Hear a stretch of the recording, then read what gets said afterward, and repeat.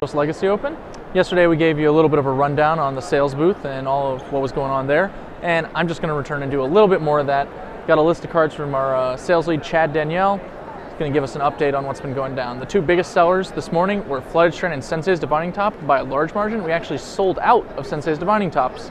Obviously, it's a pretty highly played legacy card. Flooded Strand even more so, given that it's a fetch land that goes in literally any blue deck, but especially well in Miracles. I think we can point to a fair bit of blue-white control being out there in the field today, mostly based on those two sales.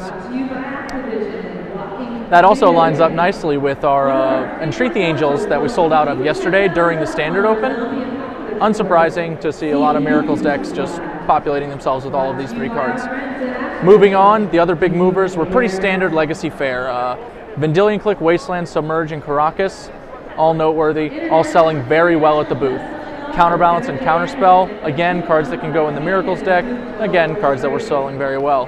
Choke, an excellent counter against many of these cards, also did brisk business at the booth, as did Xantid Swarm. Xantid Swarm is usually a sideboard card for Charbelcher decks to give it an out to a lot of these various control strategies, especially ones that might run a lot of Counterspells or Brainstorms.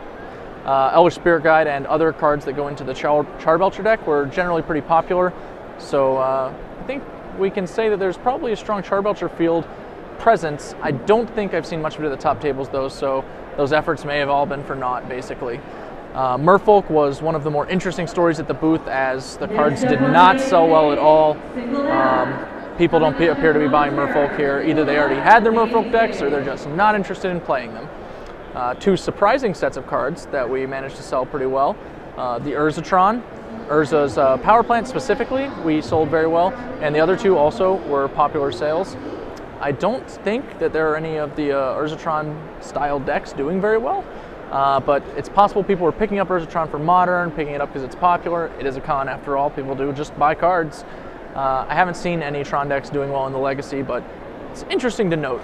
Last but not least, a personal favorite, Argothian Enchantress, Carpet of Flowers, and Utopia Sprawl, all doing good business at the booth. Obviously, the traditional green-white Enchantress deck can play all of these cards. There's also a blue-green Enchantress deck. I myself have been playing a little bit on Moto, built by Andrew Cuneo, or Gainsay, as he is better known. And I think that deck may be transitioning a little bit into live play.